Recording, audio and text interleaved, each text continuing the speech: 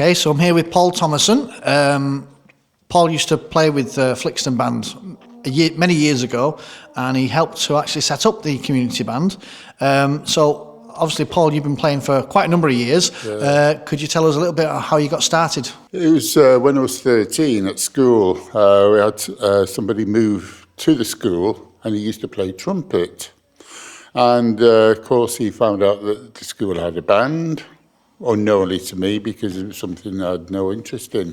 But I went along, and I was encouraged to actually have a blow on one of these instruments, and I thought, well, why not? So hence, that started me off playing at the age of 13. And I've got to be honest, it was something, if I hadn't been shown, I may never have taken it up, but I'm glad I have. And then you played for another number of bands, listless bands, so just list some of the bands you played with through the years. Well, as I say, it started, when I was 13, and I joined, my first band was the Warrington Silver Junior Band, and then progressed to the Senior Band, Warrington Silver Band, and then moved on to Greenhalls, and then I moved up to the Lake District and played for a band called Flimby Saxon Silver Band, and I was up there for 5 years, and then got transferred back to the Manchester area and went back to Greenhalls, and then subsequently ended up at Flixton. And then so you were with Flixton for a number of years then. Yes. I think when I joined in 2010 you were still there then, so a couple of decades. I was. And then we mentioned about setting up this new band, junior/community band. Yeah. So do you remember I do. What happened with that? Yeah. I took over the role of band manager of Flixton back in 2009 after Mike Rowley had served a long term. Mike, whilst band manager, he organised charitable status for the band. Having taken on the role of band manager, I discussed with the management team about the opportunity of setting up a community band to support the main band, because at that time a lot of brass bands were going to the wall through no fault of their own, through lack of players, people moving away or whatever. And my main aim for Flixton, since it was created back in 1877, we're just a part of that heritage, moving forward to the next generation and beyond, and keep the name of Flixton alive in the Trafford area. So we had a chat about setting up the band. I remember having that chat with you. And then what can you remember what steps we then took to actually go about setting the band up? Yeah, exactly. Obviously, it's a great project, and we just needed to get the basic principles in place in order to do this. And the initial one would be to get the finance in terms of funding for the purchase of the instruments and the like. I was quite good in getting messages in the local paper, and it was on the basis of what our objective was to set up a community band, not just for learners, but for people who used to play, returners, who have moved into the area, looking for a band. So it would not be a junior band, it would be a community band. Okay, so obviously setting up a brass band isn't cheap. You need lots of money to buy lots of brass instruments. Yeah. So if you can remember, I believe you put an advert in for the local paper, and you got a nice response from a local lady in the area. Yes. So tell us a little bit about that. Yeah, it was whilst I was at work, and I got a phone call, and she'd seen my article in the paper about us wanting to set up this band. And she said that she had a housing charity that was due to close, and the property where it was housed was going to be sold, and the sale proceeds would be available to give to any chosen charity in the area, and wanted to make a contribution to the purchase of our instruments. Big help.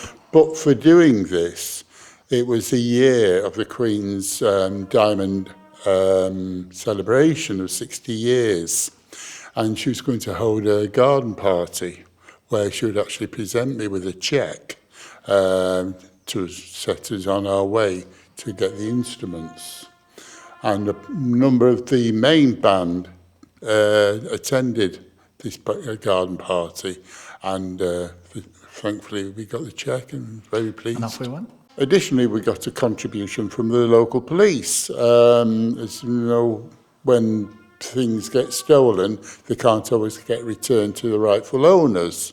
So what they tend to do is to auction these off, and the money that's raised is given to charities. So obviously once the finances were sorted, we organised an open day, didn't we, to try and attract new players, new members from the area. Do you remember the open day? Yes, because once we'd got all the instruments, we had arranged a date on which to hold this open day, utilising the main band to play a couple of tunes so that they can actually hear the sound of a brass band, and then gave them the opportunity to actually have a blow on these instruments with the support of the main band, showing them how to demonstrate playing, which would be a great opportunity for them to single out what instrument they would like to play. So then obviously we had new players join after the open day, and we needed somewhere to rehearse. Yeah.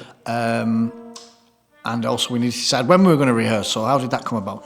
Yeah, well, thinking about the actual population of the band, there'd be obviously perhaps older people as well as younger people, and perhaps a Saturday morning would be ideal. And we were quite lucky in contacting a local school who would allow us to use the main school hall for our rehearsals on the Saturday morning.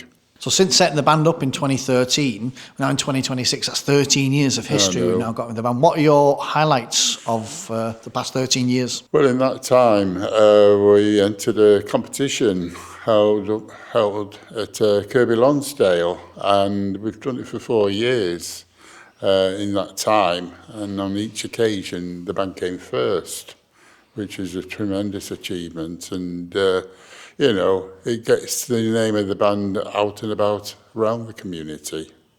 Well, since the time the band started in 2013, we've been very lucky that some of the players who've come through the band have moved on to other bands to progress their playing.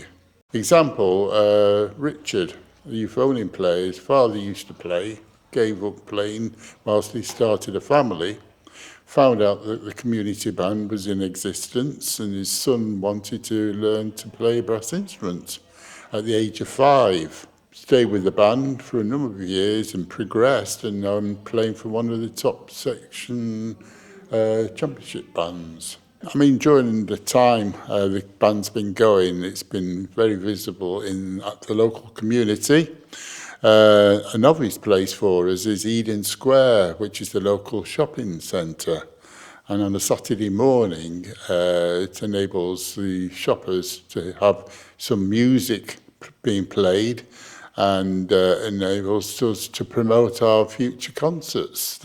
In addition to that, we do a couple of concerts with the main band, and these are usually held at the local parish church, St Clement's, during the summer and at Christmas time, where both bands are present and each playing individual parts and then put together at the end for the end of the concert as a joint enterprise.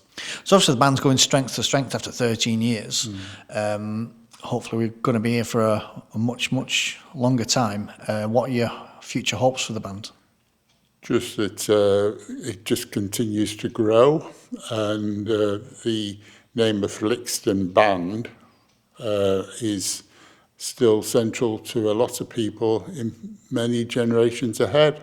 Okay, thanks very much, Paul. So just as a final question, what would you say to someone who's thinking about taking up this wonderful hobby and maybe joining a band like Flixton Community Band? I would certainly support it. It's something I've enjoyed for over 50 years of my banding and still am.